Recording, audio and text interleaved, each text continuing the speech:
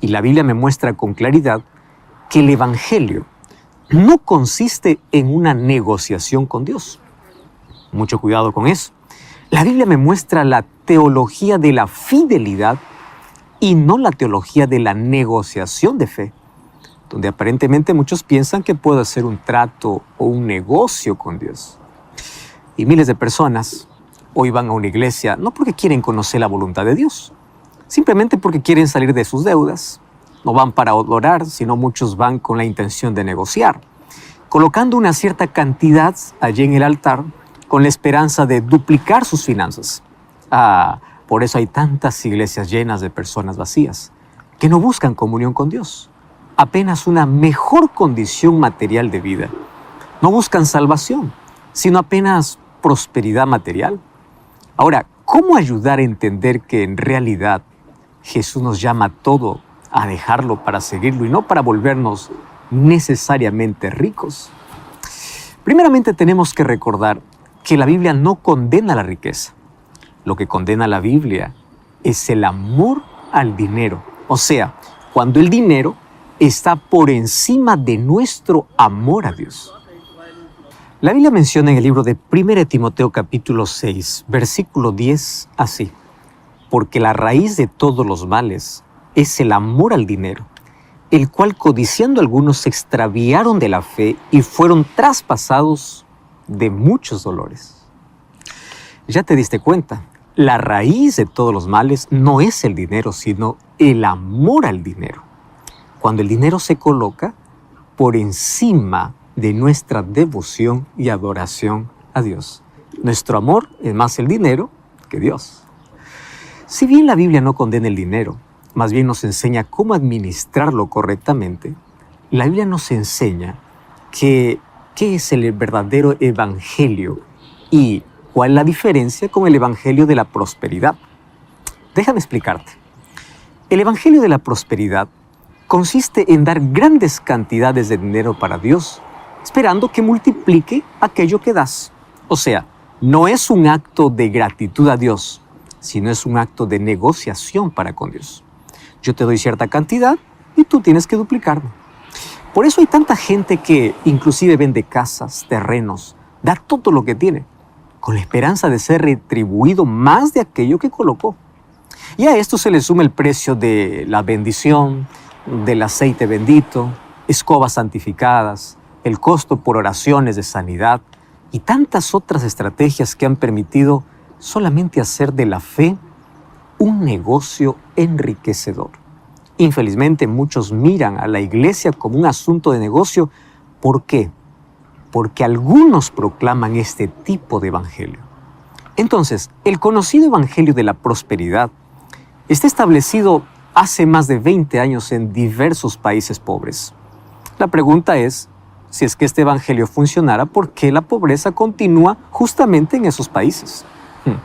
En verdad, el evangelio de la prosperidad necesita ser evaluado de forma bien clara y honesta, a la luz de la palabra de Dios. O sea, necesitamos saber lo que realmente Dios tiene reservado para nosotros en cuanto a la salvación y en cuanto a la vida terrenal. Entonces, con base en la Biblia, podemos afirmar que la vida espiritual produce necesariamente riqueza y bienestar material. ¿Es eso lo que Jesús siempre quiere darnos? ¿Acaso la riqueza es siempre una señal de la bendición de Dios? ¿Qué podemos decir de la riqueza alcanzada por medio de opresión, de robo o incluso de corrupción? Porque hay muchos que piensan que aquel que es rico es aquel que recibió la bendición de Dios y aquel que es pobre es porque no recibió la bendición de Dios. Mucho cuidado con eso. Además de esto, ¿acaso podrá la pobreza o la enfermedad ser siempre una señal de maldición, como muchos piensan? O es más, algunos piensan que viven en una situación así simplemente porque les falta fe. ¿Es eso lo que la Biblia enseña? Bueno, debemos reconocer que el evangelio de la prosperidad ha sido uno de los fenómenos religiosos más atractivos de los últimos tiempos. Inclusive una investigación divulgada en la revista Time, el 10 de septiembre del año 2006, mostró lo siguiente. El 17% de los cristianos entrevistados dijeron que se consideraban parte del movimiento. Inclusive otro 31% creía que si das tu dinero a Dios, Él te bendecirá con más dinero. Y esta tendencia cada vez crece, porque más personas día a día se añaden para creer en este evangelio el cual la Biblia no menciona. La razón por la que esas iglesias de la prosperidad están llenas es por el mensaje materialista que éstas predican. Por ejemplo, ¿quién no anhela ser próspero? ¿Quién no quiere tener un auto nuevo, una casa confortable o más dinero para poder gastar? Lo más interesante es que si conocemos la vida de las personas atraídas por este tipo de predicación, descubriremos que en su mayoría no son personas ricas. Son personas simples y trabajadoras. Son madres, por ejemplo, que llegan a esas reuniones llenas de fe, con un hijo enfermo en sus brazos, buscando allí en ese lugar una última esperanza para poner fin al dolor, a la enfermedad o a la pobreza. Entonces, la última esperanza es colocada en aquellas campañas de fe, en la compra de así el llamado aceite bendito para poder ungir a aquel enfermo, o en la adquisición de aquella taza de la abundancia que por allí muchos proclaman, o en la entrega inclusive de las causas perdidas. Muchas personas colocan sus esperanzas en aquel tipo de predicación, en aquel tipo de campañas, en aquel tipo de oraciones, pensando que es así como la Biblia enseña. Sin embargo, a la luz de la verdad bíblica, el evangelio de la prosperidad es una verdad mal entendida. Es una propaganda de bendiciones inciertas, porque aunque prometa, esto no puede ser guiado por la mano de Dios. Jesús ya dijo en Juan 16:33, en este mundo tendréis aflicción. Él no nos prometió que las cosas en esta vida siempre serán de prosperidad y de riqueza y que el mal nunca llegará a nuestra vida. Él jamás prometió eso. Él prometió darnos paz a nuestro corazón, acompañarnos en todo momento, en la extrema pobreza, en la abundancia, en los días grises como en los días radiantes. La promesa de Jesús no es bien material, no son bienes materiales. La promesa de Jesús son compañía, es paz, esperanza, perdón, salvación. Eso no significa que Dios no te va a bendecir. Dios te da sabiduría para administrar los recursos que Él te da. Sin embargo, la prosperidad va más allá de lo que muchos proclaman. Piensa en esto. ¿Tú conoces a alguien que después de aceptar a Jesús no se haya enfermado? ¿O no haya tenido un problema familiar? ¿O no haya enfrentado el dolor de perder un ser querido? Por casualidad, ¿aquellos que predican el evangelio de la prosperidad están inmunes del dolor? ¿Acaso no son víctimas también de enfermedades, de estrés o de cáncer? ¿Acaso ellos están libres de pérdidas y perjuicios? Si todos los predicadores de la prosperidad, aquello que afirman, fuese verdad, ¿sabe lo que significaría? Que las farmacias tendrían que cerrar sus puertas. ¿Para qué necesitaríamos de hospitales? Basta aquel aceite bendito. Basta aquella taza de la abundancia. Si estas personas realmente pudiesen o tuviesen el don de poder curar, ¿por qué no van a atender a hospitales? Eso sería la solución para millones de personas que sufren y no tienen recursos ni planes de salud. ¿Qué sucedió en el periodo de pandemia con aquellos que tenían ese don de curar o de vender algún aceite para sanidad? ¿Qué sucedió? ¿Sabes que la mayoría de los predicadores del llamado evangelio de la prosperidad, a la verdad son de segunda o tercera generación? Muchos de ellos fueron influenciados directa o indirectamente por Kenneth Hagin, Kenneth Copeland o Fred Price. Estas tres personas fueron influidas obviamente por un hombre llamado Oral Roberts. Tú puedes averiguar quién fue él. Él ha sido llamado el padre del evangelio de la prosperidad. Esto no es muy antiguo. Sabes que no ha pasado mucho tiempo desde que recién este falso evangelio fue introducido dentro de muchas iglesias cristianas. Curiosamente, el evangelio de la prosperidad surgió en un país próspero. Fue allá en los Estados Unidos. Allí en el sueño americano que impulsó a millones de personas a querer más y más. ¿Y qué cosa es lo que enseña este evangelio? Este evangelio enseña que tú necesitas dos cosas. Necesitas fe y dinero para poder materializar tu fe. Dinero para dar y luego fe para recibir. Ese es el resumen de este evangelio. Materializar tu fe a través del dinero. Una historia real cuenta de que una señora pidió a su pastor que pueda orar por un problema. Ella estaba esperando la solución de una causa laboral por la cual recibiría una buena cantidad de dinero. El pastor obviamente se puso a disposición para orar por ella, o sea, para orar por esa causa perdida. Un día la mujer llegó a la iglesia muy feliz con...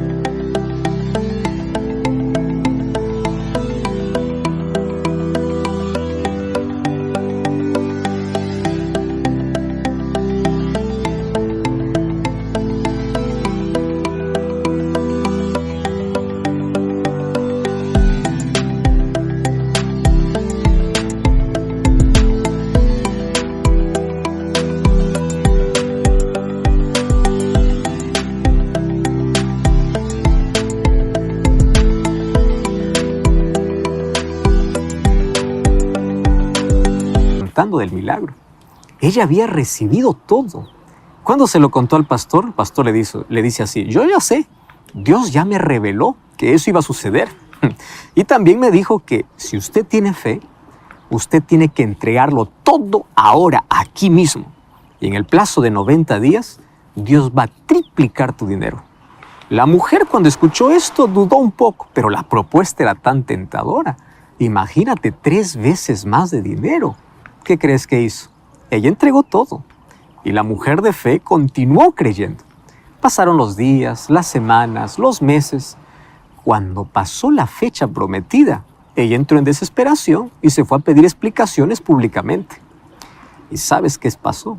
Ella fue sorprendida por el predicador, pues él le llamó inclusive frente a toda la iglesia y comenzó a decir así: hermanos, ¿ustedes se acuerdan de nuestra hermana? Ella recibió dinero. Dios me reveló que si ella tenía fe y entregaba todo, pues en 90 días recibiría 3 veces más. Pero miren, los 3 meses han pasado y ella está aquí. Y está aquí sufriendo porque no recibió nada. Hermanos, yo quiero que esto sirva de lección para todos los que están aquí. Nuestra hermana tuvo fe para entregar, pero ahora no tiene fe para recibir las bendiciones del Señor. Qué triste, ¿verdad? ¿Cuánta manipulación? ¿Cuánta maldad existe detrás de todas estas palabras? Primero, una mujer pobre, siendo influenciada por un pastor que dice haber recibido la revelación del Señor para que dé todo. Ella quedarse sin nada. Y después para que triplique su dinero. ¿En qué base bíblica se encuentra eso? Ah, querido, en esos cultos en general se relatan experiencias de una fe impulsiva. Personas que dicen: yo vendí toda mi casa, yo di mi auto como ofrenda, yo di todo mi sueldo, mi salario. ¿Y cuál es el pensamiento de los donantes? No es: oh, yo estoy dando para que tengo gratitud a Dios, sino yo estoy dando para recibir más. ¿Te estás dando cuenta que ahí el Dios es el dinero? Yo lo haré. Bueno, este es otro de los textos que se utiliza. Ahora, ¿cómo nosotros podemos interpretar estos textos de manera correcta? ¿Por qué? Porque aparentemente contradicen otras declaraciones de Jesús y de los apóstoles. ¿Recuerdas lo que Jesús dijo en Mateo 19:24? Es más fácil a un camello pasar por el ojo de una aguja que un rico puede entrar en el reino de los cielos. Aparentemente hay una contradicción entre los textos que hemos leído con este que te estoy presentando. Mateo 6:19 y 20, Jesús dice: no acumulen para ustedes tesoros en la tierra, donde la polilla y el óxido destruyen, más bien hagan tesoros en los cielos. Y bueno, ¿dónde está entonces el punto de equilibrio? ¿Cómo nosotros podemos entender estos textos? Más cuando en Marcos 8:36 también Jesús dice: ¿de qué sirve si tú ganares el mundo entero y pierdes la vida? Y un texto que ya leímos en 1 Timoteo 6:10, donde dice: porque el amor al dinero es la raíz de toda la clase de mal. que muchos por codiciarlo se han desviado de la fe y han causado muchísimo dolor para su vida. Obviamente, estos textos no son contrarios, ya que unos textos hablan de la abundancia, donde aparentemente muchos lo entienden que solamente se trata de riqueza material, mas no es así. Basta una lectura simple para darse cuenta de que se trata de que muchos toman algunos textos y lo descontextualizan para poder dar pie al Evangelio de la prosperidad, donde Jesús aparece como una especie de Papá Noel y los oyentes como niños que esperan siempre regalos caros. Mucho cuidado con interpretar así los textos bíblicos. Es evidente que al declarar que Jesús vino al mundo para darnos vida en abundancia, Jesús se refería a una vida donde uno es libre de la culpa, libre del pecado. Él también se refería a la vida eterna directamente, a esa vida. No abundancia necesariamente de bienes materiales, mas mientras estemos en la tierra, calidad de vida, fe, una esperanza, allí que te sostiene en los momentos más difíciles de la vida, con sentido de la vida. Jesús no está hablando de lujos. Al contrario, en Lucas 9, 23 y 24, Jesús dice, si alguien quiere ser mi discípulo, niéguese a sí mismo, tome su cruz cada día y sígame. Porque el que quiera salvar su vida la perderá, y el que pierda su vida por mi causa, la salvará.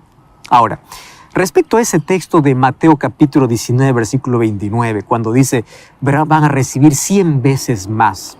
Tú sabes que Kenneth Copeland, un emblemático predicador de la teología de la prosperidad, afirma abiertamente, usted quiere recibir 100 veces más de su dinero, entonces entregue todo su dinero. Según él, es así como Dios multiplica. Ningún banco en el mundo ofrece este tipo de retorno, ¿verdad? Tú sabes que la esposa de Kenneth Copeland declaró lo siguiente, Mateo 19, 29 es el mejor negocio. Qué triste, ¿verdad?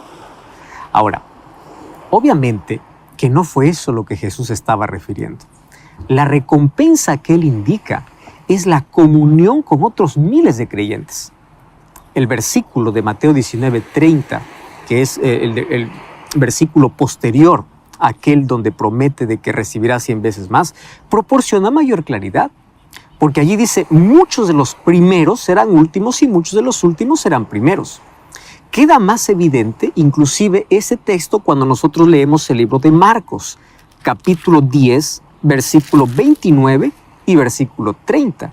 Allí dice, Jesús le respondió, todo aquel que por mi causa, o sea, por la causa del Evangelio, haya dejado casa, hermanos, hermanas, padre, madre o terrenos, recibirá 100 veces más ahora y en la eternidad o en el futuro la vida eterna. Es decir, Jesús incentivó el discipulado en comunidad, no la ganancia financiera personal. Tú perdiste un hermano, una hermana porque te volviste cristiano.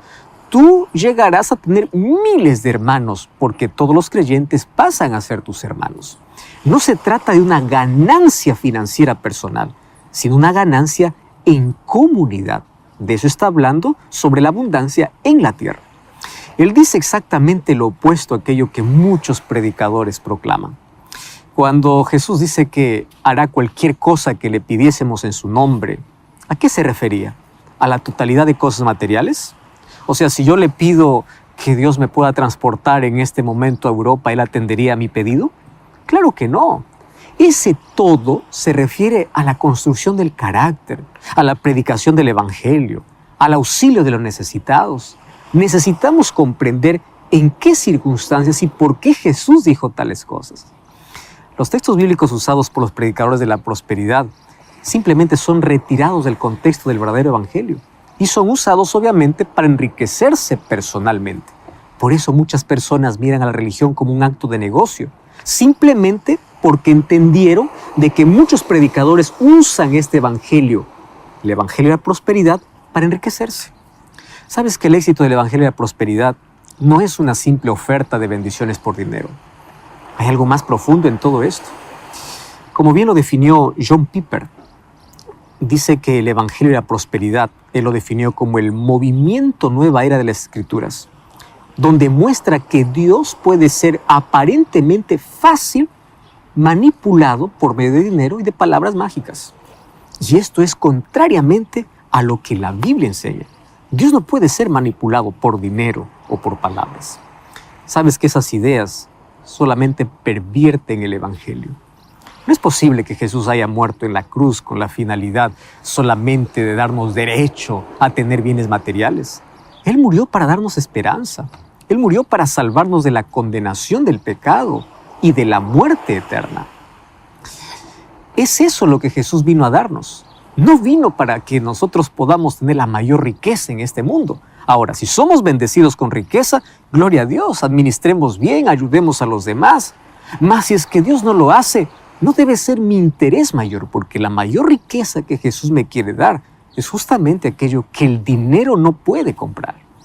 Ahora, yo quiero que entiendas que el Evangelio de la Prosperidad tergiversa, daña la imagen verdadera del Evangelio. El Evangelio de la Prosperidad atrae a multitudes hacia un ciclo de ambición y de culpa. Porque cuando las bendiciones demoran en llegar, las personas se culpan porque no tienen fe suficiente o porque necesitan dar más dinero. Y allí comienza una ambición y culpa que está allí siempre en su vida. Esa culpa y la avaricia en sus corazones pues los mantiene presos a ese tipo de cultos, donde allí teatralizan dones carismáticos a fin de poder explotar la fe. En la teología y en la predicación de la prosperidad, infelizmente Dios no es el centro del culto, tampoco las oraciones. El centro de culto es el ser humano. En ese sistema de adoración, la felicidad y el bienestar material son colocados como una prioridad máxima. La predicación apenas se transforma en un discurso de autoayuda, donde coloca a Dios al servicio de los deseos humanos. Quiero decirte que eso es totalmente antibíblico. Jesús no nos prometió que en este mundo la vida estaría llena de riqueza. Él dijo en Juan 16:33, en este mundo tendréis aflicción. No somos inmunes al dolor, no somos inmunes a la enfermedad, mas su promesa es que Él nos dará siempre paz en medio de la aflicción. Es claro que a Dios sí le importa tu vida, tu prosperidad. Él desea lo mejor para sus hijos. Él conoce tus necesidades y Él está atento a cada detalle de tu vida. Pero Él es un Dios soberano. Él sabe en qué momento darte aquello que tú estás buscando. Nuestra función es adorarlo incondicionalmente. Es confiar en Él. Es entregar nuestra vida a su dirección. Es esa nuestra función. No es hacer un tipo de negociación con Dios. No podemos aceptar la contradicción de que los ricos sean bendecidos y están dentro de los planes de Dios y que los pobres no formen parte de ese círculo. Sabes que existen millares de cristianos sinceros que confían en Dios y luchan por el pan del día a día. No podemos olvidar inclusive que Jesús, cuando vino a esta tierra, no tenía ni dónde reclinar su cabeza. Incluso su sepultura fue prestada por José de Arimatea. Pero esto no significa que Él haya vivido lejos de los planes del Padre. Muy por lo contrario, Él siempre hizo la voluntad del Padre. Te digo esto porque muchos predican de que si tú realmente eres bendecido, tienes el favor de Dios. Por eso necesitas dar más dinero. Por eso necesitas duplicar tu ofrenda. Y no es eso lo que la Biblia enseña. La Biblia enseña que la ofrenda es un acto de gratitud y el diezmo es un acto de devolución. Es totalmente diferente a la teología de la prosperidad. En los cultos de prosperidad se narran historias de hombres y mujeres que antes eran pobres y ahora son ricos. Pero qué triste, porque no hay personas que digan, antes yo tenía un carácter terrible y ahora soy modelado por Cristo. Porque el interés no es el carácter, el interés es el dinero.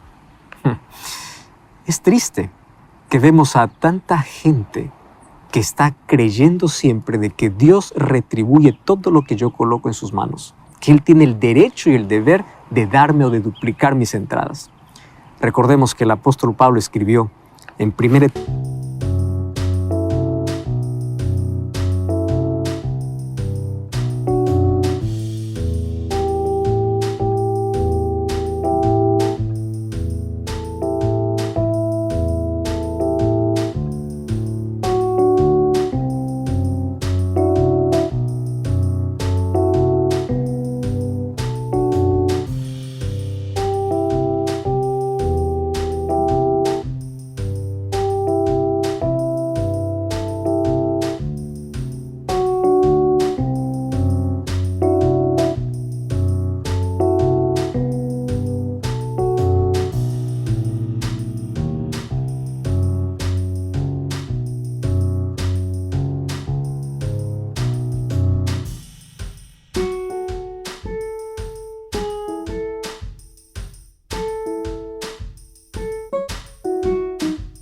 Timoteo capítulo 6, versículo 7 hasta el versículo 10, él dice así: porque nada trajimos a este mundo y sin duda nada vamos a llevar.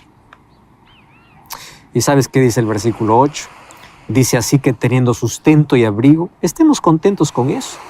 Porque los que quieren enriquecerse caen en tentación y lazo, y en muchas codicias necias y dañosas que hunden a los hombres en destrucción y perdición. Porque la raíz de todos los males es el amor al dinero. ¿Entendiste aquí lo que está diciendo Pablo? Tienes que vivir contento. Si Dios te bendice, sé agradecido y comparte con otros. Y si no tienes todo lo que esperas, sigue adorando a Dios, pero no por interés. Es claro que la Biblia nunca condena la riqueza. Lo que la Biblia no aprueba es que personas coloquen el dinero como centro de su adoración. En la Biblia nosotros encontramos personas ricas como Job, Abraham, José, de Arimatea, Nicodemo y otros, que fueron agentes del bien en las manos de Dios. El dinero es colocado en nuestras manos para poder dar ayuda a los menos afortunados o para poder colocar ese dinero en la predicación del Evangelio. No en el bolsillo solamente para que algunos puedan enriquecerse en base a la fe. Ahora, Dios quiere que tú seas rico. Hace 2000 años ahí en la cruz, Él nos dio la fe. Recordemos que la existencia de los judíos viene mucho tiempo después. Abraham ya entregaba los diezmos de todo para Dios. Y no solamente con Abraham. Lo mismo sucedió con Jacob, mucho antes de la existencia de los judíos. Cuando el tiempo pasó y Dios entregó la tierra prometida al pueblo de Israel, hubo una tribu que quedó sin herencia, la tribu de Leví. ¿Y por qué? Porque ellos deberían dedicarse exclusivamente a los ritos, ceremonias, a la adoración dentro del templo. Entonces ellos no tenían parte de herencia. ¿Cómo ellos se sustentaban? Pues a través de la 10ª parte que cada tribu daba. De allí deriva la palabra diezmo. Pero el diezmo no apareció con los levitas. El diezmo ya era un principio establecido desde la fundación. Por eso es que Abraham, Jacob ya diezmaban antes de la existencia de los israelitas. Entonces, el diezmo y las ofrendas son expresión de fidelidad y gratitud. ¿Entiende la diferencia? Muy bien. ¿Para qué sirve esto? Para poder sustentar el Evangelio, la predicación del Evangelio. ¿Y por qué razón Dios lo estableció? Cuando nosotros vamos al libro de Deuteronomio, capítulo 8, versículo 17 y versículo 18, nosotros encontramos ese principio básico. Deuteronomio capítulo 8, versículo 17 y 18, dice así. Dice: no digas en tu corazón, mi poder y la fuerza de mi mano me han traído riqueza. Acuérdate de Jehová tu Dios, porque Él te da poder para hacer riquezas, a fin de confirmar su pacto que juró a tus padres, como en este día. Pero este no es el único texto. Cuando vamos al libro de Proverbios, capítulo 3, versículo 9, encontramos la manera como nosotros podemos reconocer que de Dios viene la vida y la fuerza. Dice Proverbios 3, 9. Honra a Jehová con tus bienes y con las primicias de tus frutos, y serán llenos tus graneros con abundancia y tus lagares rebosarán de mosto. Acuérdate que Dios es el dueño de todo. Salmos 24:1 dice: de Jehová es la tierra y su plenitud, el mundo y los que en él habitan. Ageo 2:8 dice: mía es la plata y mío es el oro. Eso quiere decir que el diezmo es la devolución, no es negociación.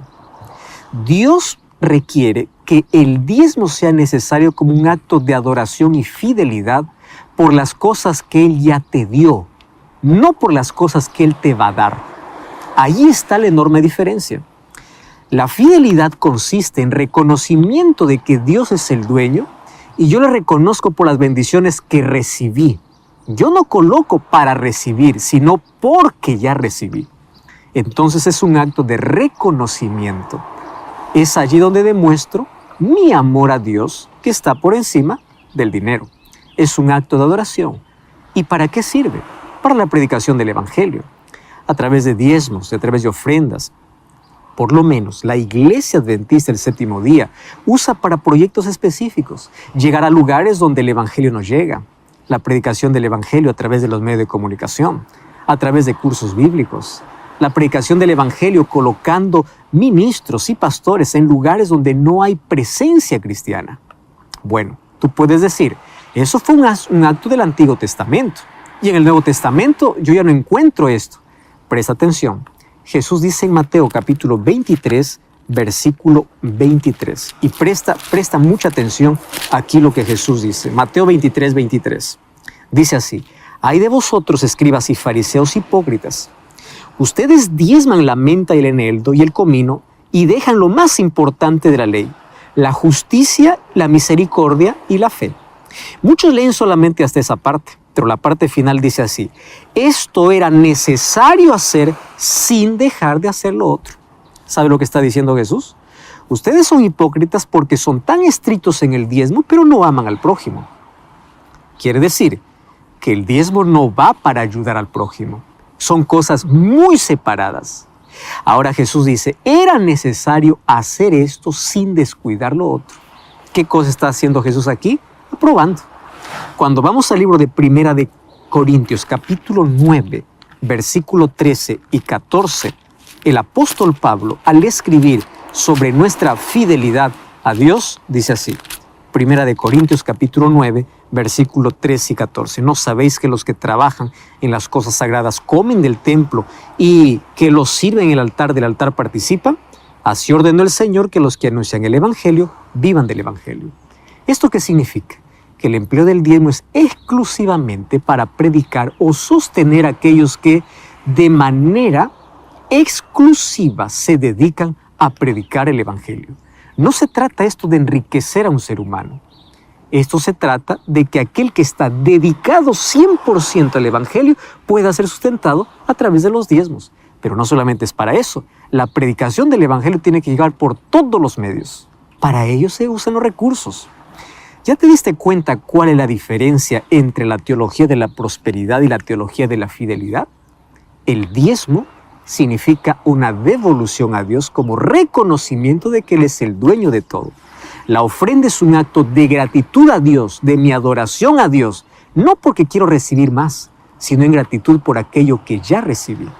Por eso Malaquías 3, 9 y 10 dice que cuando nosotros llevamos los diezmos al altar del tesoro de la casa de Dios, nosotros vamos a recibir bendición, pero esa bendición no significa multiplicación material, significa protección, vida, salud, y claro que también Dios puede bendecirte financieramente. Eso la Biblia no está en contra. El asunto es cuál es la intención cuando tú colocas ese dinero. Ahora, la diferencia entre la fidelidad y teología de la prosperidad es simple. La fidelidad es dar de aquello que recibí. Es un acto de reconocimiento, de gratitud. La teología de la prosperidad es da para que recibas más y da todo. La fidelidad me dice, da solamente la 10ª parte y quédate con el resto para administrarlo sabiamente. La teología de la prosperidad dice así, dalo todo porque Dios va a triplicar tu dinero. Hay una enorme diferencia, no solamente de motivación, sino dónde está nuestra adoración. No damos para recibir más, sino porque ya recibimos. De eso se trata la fidelidad, que es totalmente diferente a la teología de la prosperidad. ¿Sabes? Cuando Dios promete que nos va a bendecir, debemos entender que está interesados en salvarnos definitivamente del pecado y la maldad del mundo. No necesariamente en llenarnos de regalos materiales, porque en algún momento todo eso va a acabar y todo eso se va a quedar. Lo que Cristo nos ofrece es no una alegría pasajera, sino la vida eterna. Entonces la pregunta es, ¿cuál es tu motivación? ¿Es gratitud o es que quieres más dinero en tu vida? ¿Cuál es aquello que más anhelas? En la Biblia yo encuentro que nuestra posición en cuanto a las riquezas debe ser por la motivación correcta. Sabes que allí encuentro la historia de 2 hombres. La historia del joven rico y la historia de Zaqueo. El joven rico un día se aproximó a Jesús y él tenía muchas riquezas. Y le dice, maestro, ¿qué haré para heredar la vida eterna? Los mandamientos guarda, le dice Jesús. Él le dice, claro, lo he guardado desde la juventud. Y Jesús le dice, una sola cosa te falta. Anda, vende todo lo que tienes y dale a los pobres. ¿Tú crees que Jesús le pidió que este hombre sea pobre y vive en la miseria dando todo? Lo que Jesús le estaba diciendo es, coloca tu amor a Dios por encima de tus bienes materiales, porque tu Dios es el dinero.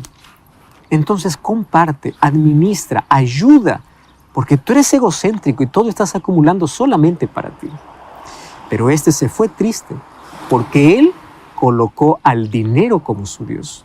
Sin embargo, encuentro la historia de otro hombre llamado Zaqueo. Él era rico. Un día, él quiso ver a Jesús. La multitud no le permitió, subió a un sicómoro. Y desde allí vio a Jesús. Mas Jesús le dice, yo quiero estar en tu casa. Cuando entró a la casa de Zaqueo, Zaqueo quedó tan feliz que él se puso en pie y dijo así, si yo he defraudado a alguien, debo devolver 3 veces más de lo que le quité. Porque ahora mi interés, mi devoción y mi motivación es Cristo. Antes de que Cristo entrara en su casa, su mayor tesoro era el dinero.